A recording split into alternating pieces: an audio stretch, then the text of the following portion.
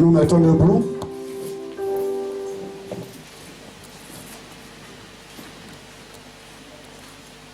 Nous avons reçu le Seigneur. Avant de le recevoir, nous avons dit, Seigneur, je ne suis pas digne de recevoir, mais dis seulement une parole et je serai guéri. Le Seigneur est en nous. Et nous allons lui demander de nous guérir. En ce deuxième anniversaire, il va nous donner beaucoup de grâce. Ouvrons nos cœurs et recevons ces grâces. Seigneur, aujourd'hui nous voulons te rencontrer comme le Dieu vivant, réellement présent ici au milieu de nous, toi qui veux dialoguer avec chacun de nous. Ouvrons notre cœur à l'incoercible espérance. Ce sont des paroles de charité que toi, en ce moment, tu veux prononcer sur chacun de nous. Nous avons commis tant d'erreurs dans notre vie.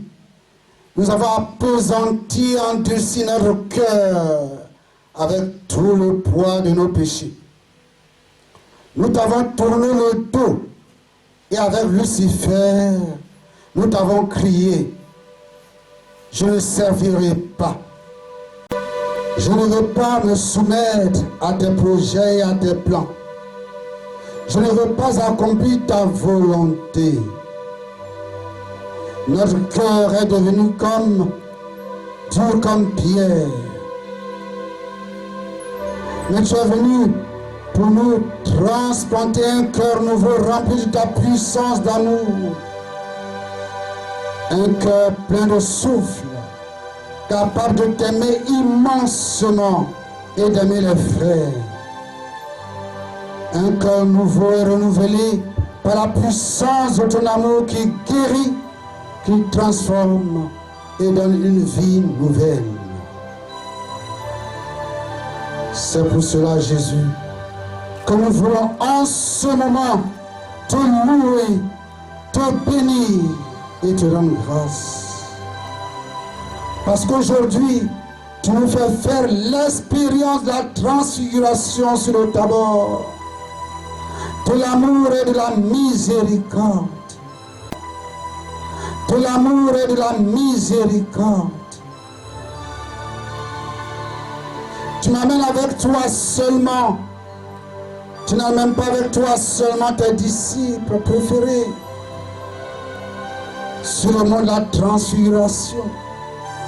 Mais tu amènes chacun de nous en sorte que nous puissions te dire maintenant comme tes disciples, faisons ici 2 tentes, une pour toi, une pour moi, pour que nous aussi, nous puissions voir la gloire de Dieu resplendir sur ton visage, la splendeur de la lumière du Père qui reflète sur le tien pour vivre avec toi cette expérience. Le moment de l'adoration où Jésus est grâce, bienveillance, bénédiction. Et nous le percevons ainsi. Nous te remercions, ô Seigneur, pour ce repentir du cœur que nous venons d'éprouver. C'est le début du repentir, de la conversion, du changement profond de tout notre être qui veut se conformer au tien. Elles sont si nombreuses, peu nombreuses les blessures de notre cœur, ô bon Jésus. Chez beaucoup de personnes présentes, il n'y a pas d'amour, il manque la charité. Parce que les blessures passées sont profondes et sanguinolentes. Peut-être depuis le premier instant de la conception. Accompagne-nous, Jésus, dans le temps depuis le moment de notre formation dans le sein maternel, quand beaucoup d'entre nous se sont sentis reçus sans amour, parce que la naissance n'était pas désirée. Accompagne-nous, Jésus, dans les années difficiles de notre enfance, quand le caractère acariâtre ou indifférent de nos parents, leurs violents litiges, les premières séparations et même le divorce, ont fait que notre cœur a été toujours davantage éprouvé, provoquant des blessures que le temps a avivées.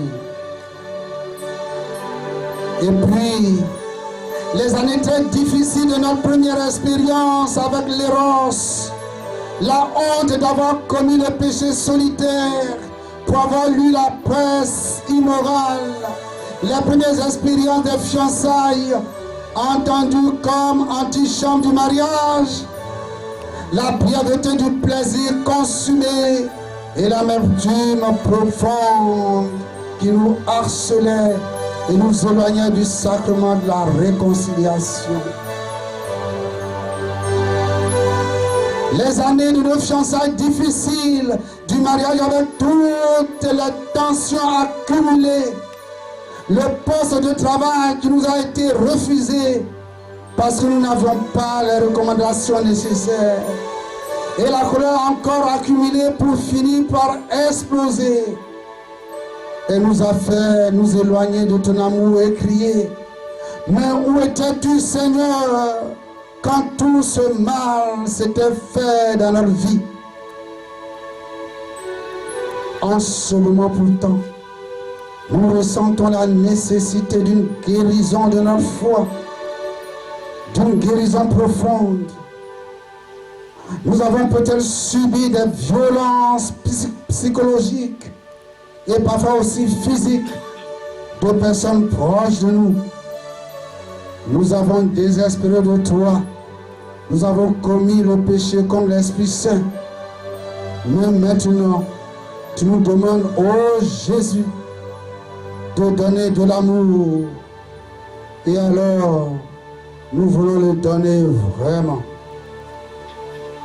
Partant de ce sanctuaire, en rencontrant le frère ou la sœur qui nous a fait du mal, ou qui ne nous salue pas, nous irons à sa rencontre pour lui dire: je t'aime de l'amour de Jésus, je te serre sous mon cœur, et je te rappelle que Jésus m'a aimé le premier et que je dois l'imiter. Merci Jésus, parce que maintenant tu guéris en profondeur les blessures de notre cœur. Merci Jésus, parce que cette joie qui nous manquait alors, tu la nous donnes maintenant. Merci parce que tu nous as fait nous accepter tels que nous sommes, avec nos pesanteurs, notre profondeur, nos défauts physiques, nos limites. Tu dis à chacun de nous: moi, je t'aime comme tu es. Je t'aime même avec ton péché. Même si tu veux qu'une fois converti, tu l'ôtes de ta vie. Mais je t'aime même si tu es un pécheur. Parce que je veux qu'en toi, il n'y ait plus le péché, mais le don de mon amour et de ma grâce. C'est cela que je veux réaliser en ta vie. Ô bon Jésus, tu me demandes de mettre la cognée de la grâce à la racine infecte de notre péché et de l'extirper complètement de notre vie.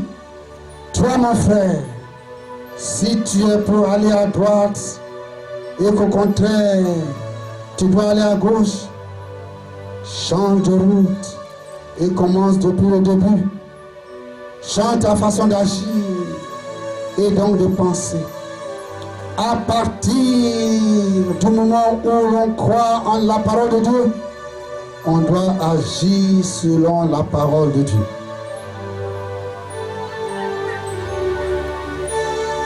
Oh Ô Saint-Esprit, vide nos vies. Nous te demandons maintenant une effusion comme à la Pentecôte de ton amour. Toi, ô bon Jésus, au cours de tes 3 années de vie publique, tu as parcouru les routes de la Judée, de la Palestine et de la Galilée. Et tu as exercé ton ministère en donnant des signes de libération et de guérison intégrale de l'homme. De nombreux malades ont frappé avec insistance à la porte de ton cœur. Et tu n'as pas regardé leur degré de sainteté, mais la foi qu'ils avaient en toi, comme oint de Dieu, l'envoyé et le consacré du Père. Et tu les as guéris au Seigneur. Et maintenant aussi, comme les malades d'alors, nous voulons te demander avec une foi vive et profonde de nous guérir. Et tous ensemble, nous te disons, guéris-nous Jésus. Guéris-nous Jésus. De toute tumeur au cerveau, au cervelet, au crâne, au front, aux yeux, au nez, à la langue, aux mâchoires, au palais, au cou, au flanc, au dos, à la colonne vertébrale, aux jambes, à la moelle épinière, aux os, à la vessie, aux poumons, au foie, aux reins, aux organes génitaux, à toute partie malade de notre corps. Guéris-nous Jésus. Guéris-nous Jésus. De toute maladie du sang, de la leucémie, de chaque forme plastique et terminale, de la sclérose en plaques, de la présence des plaques cérébrales, médulaires, vertébrales, de tout dysfonctionnement cardiovasculaire, de la maladie d'Alzheimer, de la surdité, de la cécité, du mutisme, de tout type de parasie, de l'infarctus et de l'ictus. Guéris-nous Jésus. Guéris-nous Jésus.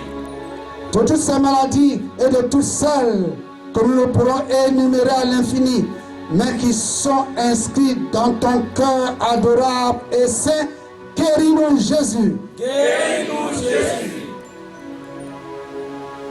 Ô bon Jésus, nous t'avons prié avec foi, avec une grande foi. Avant même de connaître le résultat de notre prière, nous voulons déjà te rendre grâce et t'exprimer notre profonde gratitude pour les malades que tu as guéris et ceux que tu commences à toucher, à libérer, à soigner en cet instant, et pour toutes les guérisons que tu nous donneras dans les jours à venir. Merci Jésus. Alléluia.